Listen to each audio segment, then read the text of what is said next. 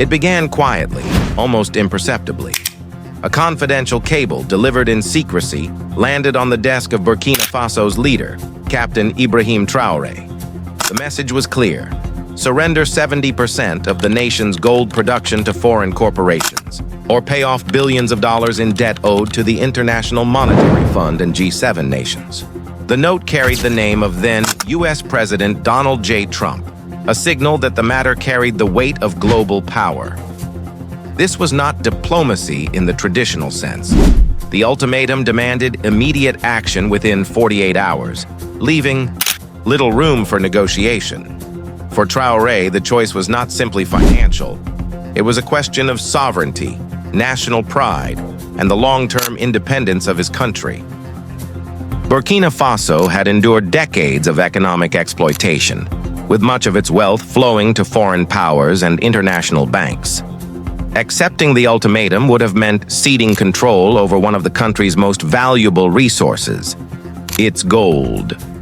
Traoré viewed the demand as coercion, an attempt to leverage financial influence into direct control of national resources.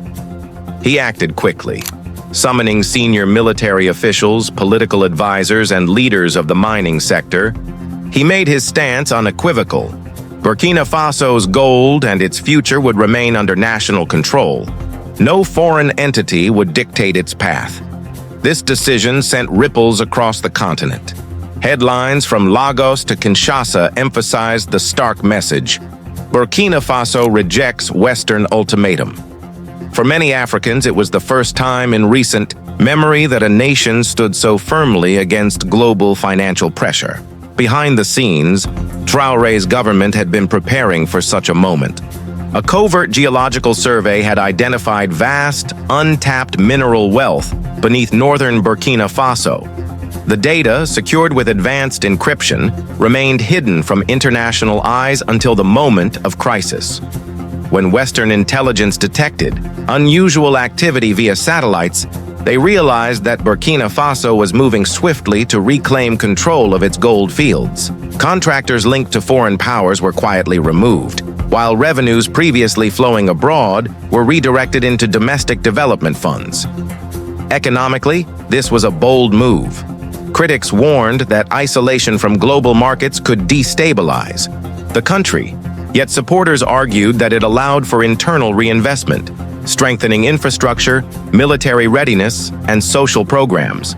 By keeping wealth within the nation, Burkina Faso signaled a new model of self-reliance. Traoré's defiance did more than secure gold. It altered perceptions of influence and power in West Africa. For Western capitals, the rejection raised concerns that other nations might follow suit. For China and Russia, it presented an opportunity. Within days, a discreet Chinese delegation arrived, offering technology and systems to bypass traditional Western financial channels, including a fully operational gold processing facility and a digital trading platform using the yuan. Shortly after, Russia supplied defensive systems and strategic support for the country's gold fields. This support was not framed as colonization or interference. Instead, it was presented as partnership. Burkina Faso could secure its resources without reliance on traditional Western banks or intermediaries. To observers, it represented a subtle yet significant shift in the global balance of power. Africa was asserting agency in a landscape long dominated by outside interests. Traoré's decision resonated beyond economics and geopolitics. Communities across Burkina Faso mobilized to protect the nation's resources. University students organized events highlighting sovereignty and responsible resource management. Women's groups delivered supplies to mining areas, supporting soldiers safeguarding the gold fields. On social media, young Africans created videos and slogans emphasizing collective ownership and national pride. The movement spread rapidly across the continent, sparking conversations in Mali, Niger, Guinea, and Nigeria. For many, Traoré was no longer just a political leader. He had become a symbol of national agency and continental solidarity. The implications of Burkina Faso's stance were clear. African nations could challenge external pressure without losing control of their resources. The country's success in nationalizing its gold and resisting debt coercion provided a model for sovereignty that extended beyond economics. Regional allies reinforced this message. Military advisors from Mali and Niger, logistical support from Nigeria, and airspace access from Guinea exemplified a new collective approach to security and resource protection. This coordination sent a clear warning. Threats against one nation would be met with regional solidarity. From an economic perspective, Traoré's strategy was both defensive and proactive. Nationalizing gold reserves allowed Burkina Faso to redirect revenues into infrastructure, education, and local industry. By partnering with non-Western powers, the country accessed technology and financing outside traditional IMF and G7 channels.